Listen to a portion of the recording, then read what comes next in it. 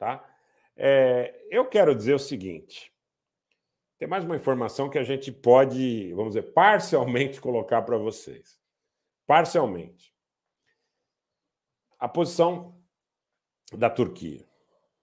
A posição da Turquia, ao, por exemplo, relatar publicamente que os bancos privados e públicos, em consonância, não aceitam os meios de pagamento da Federação Russa, na realidade é mais uma tentativa de constrangimento, e um aumento do cerco. Tá? E um aumento do cerco. Tá? E um aumento do cerco. Atentem para a Turquia. A gente recebe informação, a gente sopesa até que ponto é crível ou não é crível, merece ser compartilhada, mas o mundo está à beira do início de uma conflagração nuclear. Eu estou totalmente, desde o início, recusaram o Mir, Bruno Santos, totalmente voltado a essas questões que também estão relacionadas com o aspecto geoeconômico, porque é aí que você faz maiores ou menores as ameaças decorrentes dessas operações encobertas. A Rave Polar, a arma mais perigosa não é a maior, e sim a menor. Um abraço, obrigado pelo superchat. O Márcio Forte, que nos acompanha de Guadalajara, no México, diz aqui: Turquia está totalmente vinculada aos desejos da anglosfera.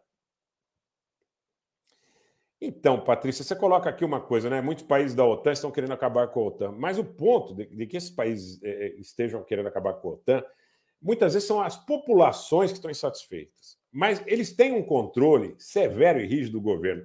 Eu lembro que o governo da Alemanha, por exemplo, mandou embora o chefe da Marinha, que estava em visita à Índia antes de 24 de fevereiro, quando ele falou: olha, nós podemos evitar esse conflito conversando com a Rússia. O que fez a direção política da Alemanha? Mandou o sujeito para a reserva. Tá? Aposentou o sujeito lá que fez uma contestação.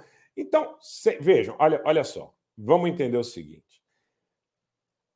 Povos da Alemanha, da Itália, da França, da Espanha podem estar insatisfeitos com uma série de situações, né? Apesar de estarem sendo submetidos a uma máquina de propaganda que tenta o tempo todo conter, contemplar, ajustar, parar uma aresta, dizer que se combate um mal maior e tudo mais. Tá? E eu aqui não estou advogando pela Rússia quando falo isso. Tenho minhas críticas também. Tá? O que acontece? As estruturas de poder estão muito consolidadas. O governo da Alemanha, ele é praticamente, vamos ser sinceros, turma, um cumpridor de ordens do que parte de Bruxelas, de Washington e de Londres. OTAN, Estados Unidos e Grã-Bretanha.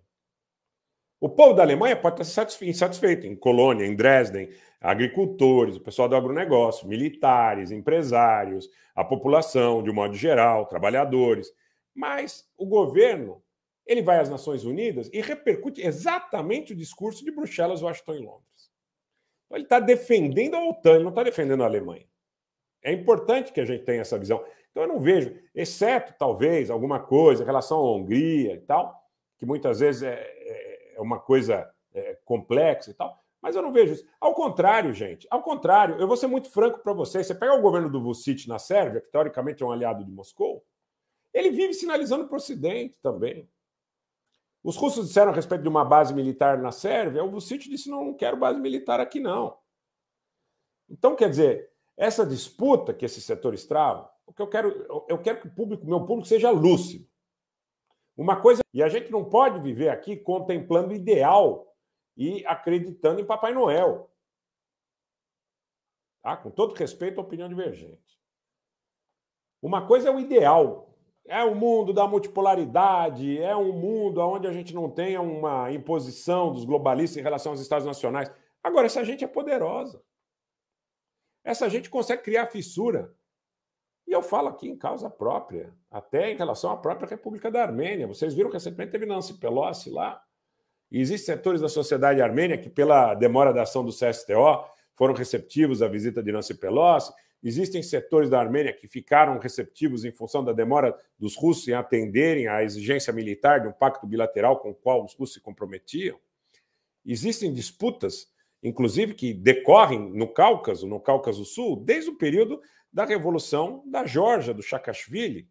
Em relação ao Azerbaijão, é dispensável, porque o Azerbaijão é nitidamente associado a interesses anglófonos, a interesse da Organização do Tratado do Atlântico Norte e de setores oligopolistas de energia, de petróleo, da União Europeia, de mineração, Ursula von der Leyen, Kadri Simpson, Matteo Brisa e outros. Aí tem até blogueiro picareta, que tem canal no Telegram, felizmente pequeno até aqui, que é empregado desse governo e que passa aí a impressão de que há uma falsa equivalência no conflito, onde o Azerbaijão ataca há muito tempo o território da República da Armênia e também da República de Nagorno-Karabakh. Aliás, hoje fazem 2 dias da agressão que esse governo perpetrou contra Nagorno-Karabakh. E as organizações internacionais de direitos humanos estão preocupadas com a questão ucraniana, simplesmente tentam relativizar essa questão.